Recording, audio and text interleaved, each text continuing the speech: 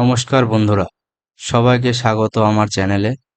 আশা করি আপনারা ভালো আছেন। সরকারের তরফ থেকে গরিব ও মধ্যবিত্ত পরিবারের জন্য একটা দারুণ খুশির খবর চলে এসেছে। অন্নপূর্ণা যোজনার আবেদন কিন্তু শুরু হয়ে গেছে, যার মাধ্যমে আপনারা প্রতি মাসে ৩,০০০ টাকা করে পেয়ে যাবেন। কিন্তু সমস্যা হলো, অনেকেই বুঝতে পারছে না এই ফর্মটা সঠিক নিয়মে কিভাবে ফিল আপ করবেন। একটা ছোট্ট ভুল হলে কিন্তু আপনার আবেদন বাতিল হয়ে যেতে পারে। তাই আজকের ভিডিওতে আমি আপনাদের একদম স্টেপ বাই স্টেপ দেখাবো কিভাবে কোনো ভুল না করে ঘরে বসেই এই অন্নপূর্ণা যোজনার ফর্ম ফিল আপ করবেন। ভিডিওটা একটু স্কিপ না করে শেষ পর্যন্ত দেখুন। ফর্ম ফিল আপ শুরু করার আগে কিছু জরুরি ডকুমেন্টস আপনাদের সাথে গুছিয়ে রাখতে হবে। কি কি লাগবে একবার দেখে নিন। আধার কার্ড আবেদনকারী এবং পরিবারের সবার, রেশন কার্ড, পাসপোর্ট সাইজ ছবি, ব্যাংক অ্যাকাউন্ট পাসবুক, মোবাইল নম্বর যেটা আধারের সাথে লিঙ্ক আছে, আয়ের শংসাপত্র মানে ইনকাম সার্টিফিকেট, এইগুলি লাগবে। সবার প্রথমে পরিবারের প্রধানের নাম। আমি এখানে পরিবারের প্রধান করেছি ভীম দাসকে। এখানে আপনি ইংরেজি বড় অক্ষরের নাম দেবেন আধার কার্ড অনুযায়ী। আধার কার্ডে আপনার যেমন নাম থাকবে তেমন আপনাকে দিতে হবে। তারপরে কি চেয়েছে, জন্ম তারিখ। এখানে আমি জন্ম তারিখ দিয়ে দিচ্ছি, আপনিও দিয়ে দেবেন। পরিবারের প্রধানের লিঙ্গ, এখানটায় পুরুষ হলে পুরুষ, মহিলা হলে মহিলা। পরিবারের প্রধানের আধার নম্বর, এখানে আপনি আপনার আধার কার্ড নাম্বার বসিয়ে দেবেন। তারপর কি চেয়েছে, ডিজিটাল রেশন কার্ডের পারিবারিক আইডি যদি থাকে, এখানটায় না দিলেও হবে, আমি এখানটায় দিইনি। তারপর কি চেয়েছে, পরিবারের সদস্য সংখ্যা, আপনার পরিবারের মোট সদস্য কজন সেটা এখানটায় দিয়ে দেবেন। তারপরে চেয়েছে ঠিকানা, আপনি এখানটায় ভিলেজ, তারপরে পোস্ট, তারপরে পোস্ট অফিস, তারপরে ডিস্ট্রিক্ট, তারপরে পিনকোড এখানটায় আপনি দিয়ে দেবেন। তারপর চেয়েছে যোগাযোগ নম্বর, আপনি এখানে কি বলেছে, বিশেষত পরিবারের প্রধানের আধার নম্বর সংযুক্ত মোবাইল নম্বর, আপনার বাড়ির যে প্রধান তার নাম্বারটা এখানটায় দিয়ে দেবেন আধার নম্বরের সাথে যা লিঙ্ক আছে। তারপরে চেয়েছে নাম, জন্ম তারিখ, লিঙ্গ, পরিবারের প্রধানের সঙ্গে সম্পর্ক, আধার নং, পরিবারের সকল সদস্যের। আপনি এখানটায় পরিবারের প্রধান যে হবে, দেখা গেল পরিবারের প্রধান কোনো মেয়ে মানুষ মানে শাশুড়ি কিংবা আহ, মা, তাহলে আপনি এখানটায় যদি উনি অন্নপূর্ণা যোজনার জন্য আবেদন করছে তাহলে এখানটা আপনি হ্যাঁ দিয়ে দেবেন। আর যদি কোনো পুরুষ করে থাকে তাহলে এখানটা কিছু করবেন না। তারপরে সদস্য মানে যদি কেউ থাকে লক্ষ্মীর ভান্ডার করছে তাহলে সেখানে হ্যাঁ দিয়ে দেবেন। এখানে নাম, এখানে জন্ম তারিখ, এখানে লিঙ্গ, এখানে এই সম্পর্ক, আহ, প্রধানের সাথে কি সম্পর্ক এখানটা দিয়ে দেবেন। এখানটা ওনার ওয়াইফ হচ্ছে তাই ওয়াইফ দিয়ে দিয়েছি। তারপরে এখানটা আধার নম্বর দিয়ে দেবেন। দ্বিতীয় নম্বর সদস্য, এখানটা আমি যেমন দিয়েছি রাজ দাস, ডেট অফ বার্থ দিয়েছি, লিঙ্গ মেল, প্রধানের সঙ্গে এটা আপনার ছেলে, আধার নম্বর দিয়ে দেবেন। তারপর হচ্ছে ওনার এটা ডটার, ওনার ডটার মেয়ে সুস্মিতা দাস, উনিও কি করছেন, অন্নপূর্ণা ভান্ডারের জন্য অ্যাপ্লাই করছেন, তাই ওনারও ক্ষেত্রে এখানটায় হ্যাঁ হবে। তারপরে জন্ম তারিখ, লিঙ্গ, তারপরে আধার নাম্বার, এখানটায় তো সম্পর্ক দিতে হবে। তারপরে আপনি চলে আসুন পরিবারের প্রধান এবং পরিবারের সকল প্রাপ্তবয়স্ক সদস্যদের ব্যাংক অ্যাকাউন্ট নগদ অর্থ স্থানান্তরের জন্য, মানে আপনার যে ব্যাংক অ্যাকাউন্ট সেটা এখানটায় লাগবে। এখানটা হচ্ছে হেড অফ দ্য ফ্যামিলি মানে যে প্রধান আছে তার ব্যাংকের কোন ব্যাংকে অ্যাকাউন্ট আছে সেটা দেবেন, অ্যাকাউন্ট নাম্বার, আইএফসি কোড। তারপর সদস্য ওয়ান যার যে ব্যাংকে অ্যাকাউন্ট আছে, ওনার পাঞ্জাব ব্যাংকে অ্যাকাউন্ট আছে তাই Punjab bank account number, IFC code. 2 নম্বর সদস্য কোন ব্যাংকে account, account number, IFC code. 3 নম্বর সদস্য কোন ব্যাংকের অ্যাকাউন্ট, ব্যাংকের নাম্বার, আইএফসি কোড দিয়ে দেবেন। তারপর চেয়েছে এপিক, এবং সকল প্রাপ্তবয়স্ক সদস্য ভোটার তালিকার অংশ নম্বর সহ। এখানটা আপনি এখানে যেমন যে প্রধান আছে তার এপিক নাম্বার, তার বিধানসভা ক্ষেত্র ও অংশ নাম্বার এখানে দিয়ে দিয়েছি, সদস্য ওয়ানে দিয়ে দিয়েছি, এখানে দিয়ে দিয়েছি, এরকম পরপর আপনাকে দিতে হবে। তারপরে আসুন বিভাগ।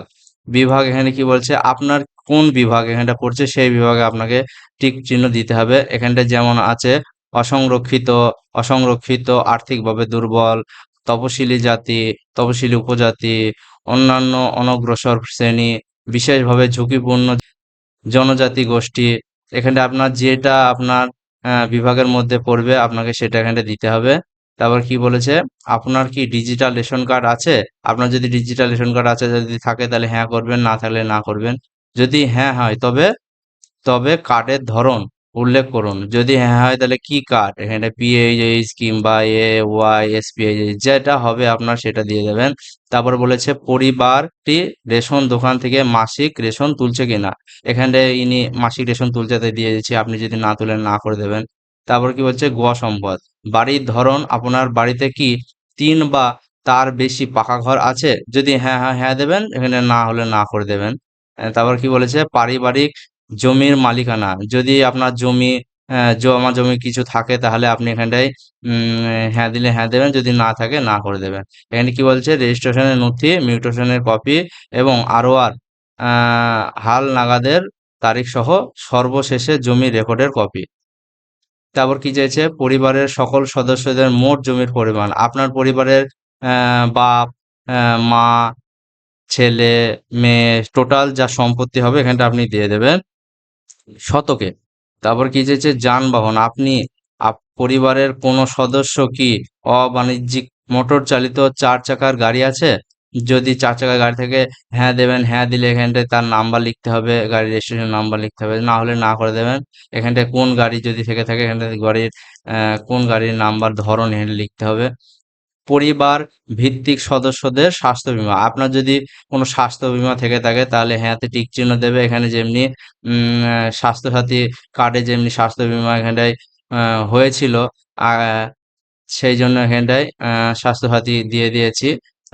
আপনার যদি থেকে থাকে আপনি দিয়ে দেবেন, না থাকলে না করে দেবেন, কোনো অসুবিধা নেই। তারপরে কোনো সদস্য কি আয়কর বা পেশাগত কর প্রদান করে, আপনি যদি কোনো যদি ট্যাক্স দেন তাহলে এখানটায় হ্যাঁ করবেন, যদি কোনো রকম ট্যাক্স না দেন তাহলে এখানে না করে দেবেন।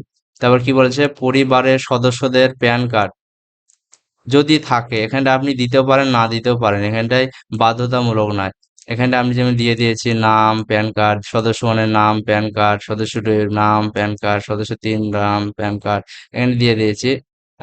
তারপর কি বলেছে কর্মসংস্থানের ধরন, আপনি আপনার যেটা পেশা আপনি এখানটায় দিতে পারেন, সরকারি ক্ষেত্রে, বেসরকারি ক্ষেত্রে যেটা আপনার পেশা হবে সেটা আপনি দিয়ে দেবেন এখানটায়।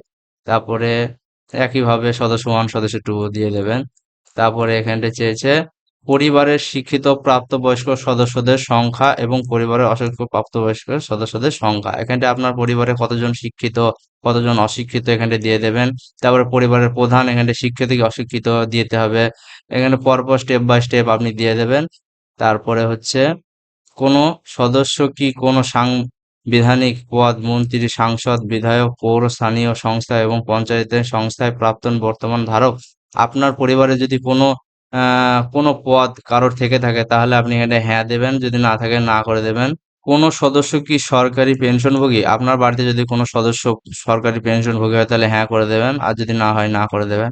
তারপর কি হয়েছে কোনো সদস্য কি জিএসটির অধীনে নিবন্ধিত আছেন, যদি কোনো ফ্যামিলিতে কেউ যদি জিএসটির অধীনে থাকে তাহলে হ্যাঁ দেবেন, আর জিএসটি নাম্বার দিয়ে দেবেন এখানটায়।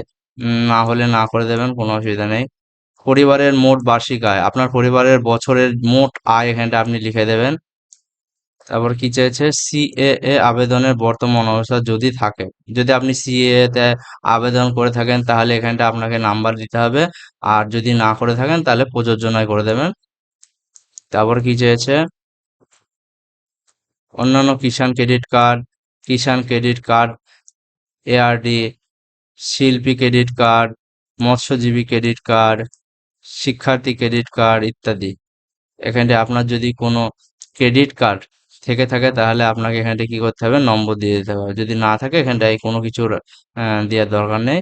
যদি এসআইআর এর নাম বাদ পড়ে তবে মামলাটি ট্রাইব্যুনালে বিচারধারীন কিনা, যদি আপনার 2026 ভোটার লিস্ট থেকে নাম বাদ যায় তবে এখানটায় আপনাকে ট্রাইব্যুনালে অ্যাপ্লাই করে যে নাম্বার পেয়েছেন সেই নাম্বারটা আপনাকে দিতে হবে, হ্যাঁ হলে হ্যাঁ, আর যদি আপনার এসব কিছু না করে থাকেন তাহলে প্রযোজ্য নয় করে দেবেন। তারপরে কি চেয়েছে, বিদ্যালয়ে অধ্যয়ন পরিবারের সকল শিশুর বিবরণ। এখানে যদি আপনার পরিবারে কোনো শিশু থাকে তার এখানটায় নাম দেবেন, শ্রেণী, বিদ্যালয়ের নাম, ধরন, কোন স্কুল, সরকারি কি বেসরকারি, এখানটা দিয়ে দেবেন। তারপরে শিশুদের টিকাকরণের অবস্থা, যদি আপনার শিশু থেকে থাকে তাহলে আপনার শিশুর হ্যাঁ হ্যাঁ টিকাকরণ হয়েছে, সম্পূর্ণ হয়েছে, টিকাকরণ করা হয়নি, যেটা আপনার হবে সেটা আপনাকে দিতে হবে। যদি হ্যাঁ হয় তাহলে টিকাকরণ কার্ড আইডি, যদি না হয় তাহলে শেষ টিকা নেওয়ার তারিখ, টিকা না নেওয়ার কারণ, এখানে সব দিতে হবে আপনাকে। তারপর কি চাইছে, আপনি কি কোনো সরকারি প্রকল্পের সুবিধা ডিবিটির মাধ্যমে পাচ্ছেন। আপনি যদি কোনো সরকারি সুবিধা ডিবিটির মাধ্যমে পেয়ে থাকেন তাহলে হ্যাঁ করবেন, যদি না পান তাহলে না করে দেবেন। আর যদি হ্যাঁ হয় তবে প্রকল্পের নাম উল্লেখ করুন। এখানটা আপনাকে প্রকল্পের নাম এখানটা উল্লেখ করতে হবে। আপনি যদি একটা পান একটা দিয়ে দেবেন, দুটো পেলে দুটো দিয়ে দেবেন। আর এখানটা একটা জিনিস, এটা একটু ভালো করে দেখবেন, প্রকল্প থেকে বেরিয়ে যেতে টিক বক্সটি চিহ্নিত করুন। আপনি যদি এই দেখা গেল আপনি এখানটায় কিষাণ কিষাণ থেকে আপনি কোনো ডিবিটির মাধ্যমে আপনি সহায়তা পান, তাহলে যদি এখানটা আপনি হ্যাঁ করেন তাহলে কিন্তু আপনার এটাও আর থাকবে না। এখানটা হ্যাঁ করবেন না, যদি করেন তাহলে আপনার আহ, এইটা থেকেও নাম কেটে যাবে।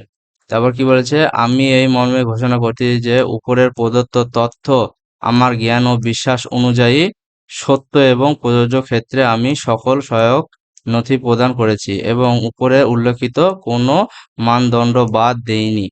আমি অবগত যে আমার প্রদত্ত কোনো তথ্য মিথ্যা প্রমাণিত হলে আমার সামাজিক সুরক্ষা সংক্রান্ত সুবিধা সমূহ বন্ধ হয়ে যেতে পারে।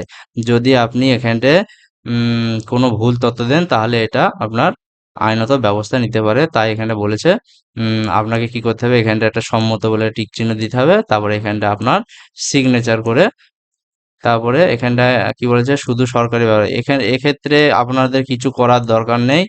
এক্ষেত্রে এটা করবে অফিসের লোক, আর সম্ভবত এটা আপনাকে ফিল আপ করে আপনাকে এটা রিটার্ন করতে পারে রিসিভ কপির জন্য।